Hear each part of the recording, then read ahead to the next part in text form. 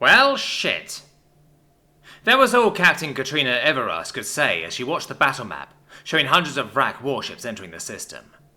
A swarm of red symbols were making their way towards the Titan colony at great speed, vastly outnumbering the blue arrows of the defenders. Looking at the wave of hostile ships, she couldn't help but feel a quiver of fear.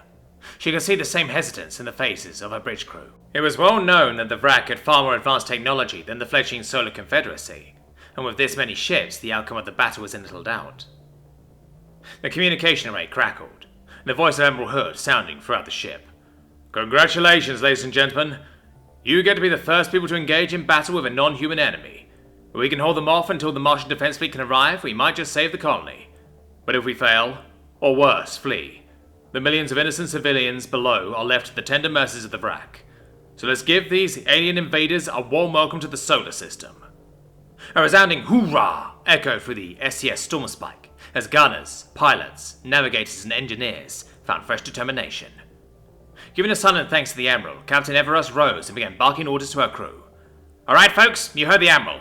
I want firing solutions on those capital ships. Railguns warmed up and missile pods 3 through 6 launched yesterday. Helm, maintain maximum effective distance from the VRAC and begin evasive maneuvers. I don't want whatever weapons they have getting a lock on us. Let's see what fancy tricks they have up their sleeves.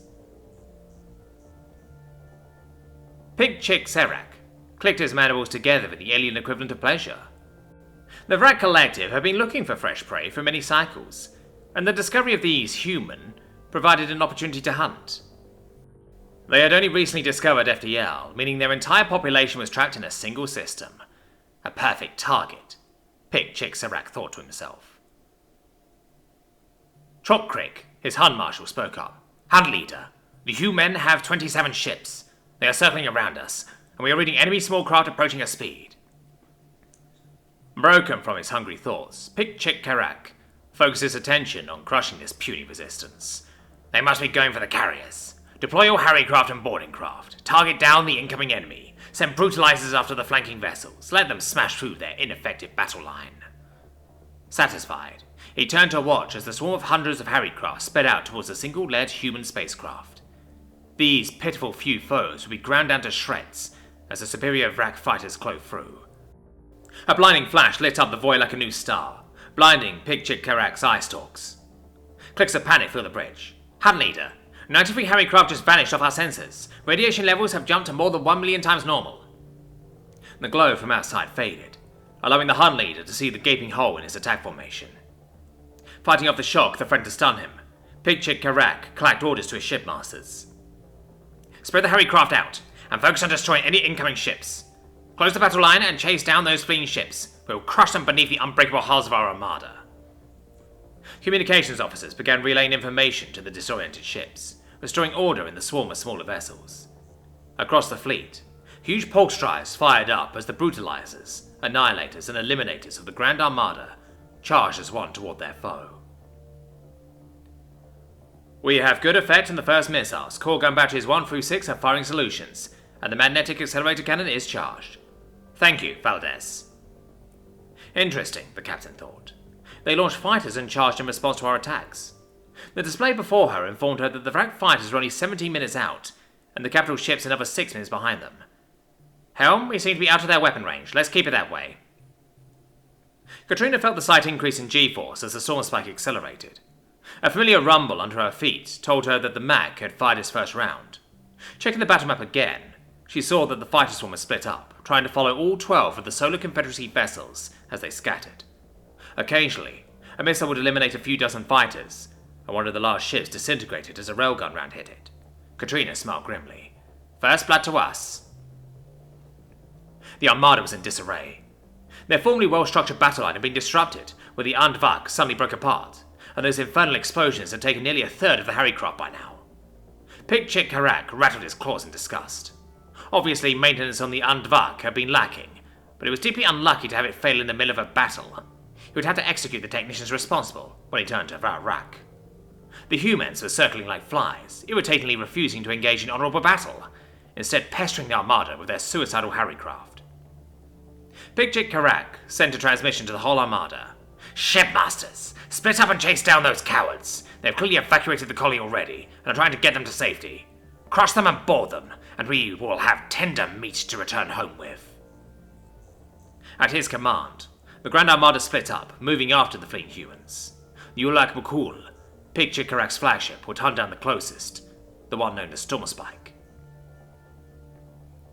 The sight of the Vrak flagship bearing down on them was intimidating, even if it was only displayed on the screen from 1,000,000 kilometers away. Captain Everos noted that none of the fighter swarms were accompanying it. Apparently, the Vrak thought that their flagship alone was more than a match for the Stormspike. Well, she thought, this is our chance to prove them wrong. Forming a plan, she stood to address her crew. Right now, some of the ugliest crabs in the galaxy are speeding towards us. We can't outrun them. Our best bet is to get up close and personal, where all our weapons get maximum effectiveness. Bring us about, launch the rest of the missiles, and fire them back until it overheats. I'm counting on you, good folk, to keep us alive. At last, the humans show some honor and face us in a true battle. I look forward to destroying them. Picture Karak clacked to himself. Seeing the human vessel on the screen, he almost laughed. It looked like someone had deliberately designed the worst warship possible. It was long, spindly, and he couldn't see any armor on it at all. A series of oddly shaped bumps ran down each side of it, rotating to keep facing towards his ship. Occasionally, one of the bumps would flash brightly, launching something into the void. None of the proper boarding tubes or ramming spikes were anywhere. This would be like taking fresh meat from a hatchling. Without warning, the ship shook beneath its carapace. Emergency displays lit up, showing a total loss of decks 19 and 23, and severe damage to several others. Report! Picture Karak snapped angrily. His HUD marshal responded. Hunt leader, we've been struck by a meteoroid or asteroid. It was too small to spot on the sensors, but there surely can't be any more. Another impact rocketed the bridge, then another. A flash of insight hit the hunt leader. The human! They are doing this! They have lured us into a debris field. Transmissions for the rest of the fleet told us similar situations happening across the battlefield. How the humans had managed to set traps across the entire sector was beyond him, but the effects meant doom for his glorious Grand Armada. More of those cursed small craft detonated around the ship, and in the brilliant blast, he could see a much larger object hurling towards the bridge. Picture Karak puzzled how an asteroid could form such a uniform, aerodynamic shape. Then everything went black. The diplomats had confirmed what the science division figured out from their wrecks. The Vrak have no concept of ranged weaponry.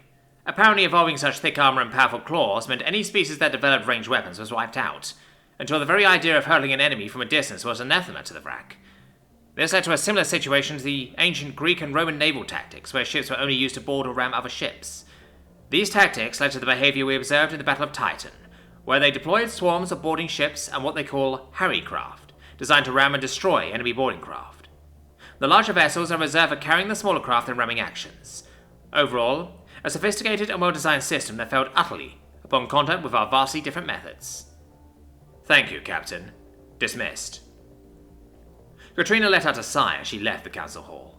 Some of those politicians were scarier than any Vrak. At least she would be captaining humanity's first FTR warship, the newly christened SCS Warbringer, as they took the fight to the Vrak systems. She looked out to the bustling Vrak-free city out the window, and was very, very glad that her ancestor had decided to learn to throw rocks.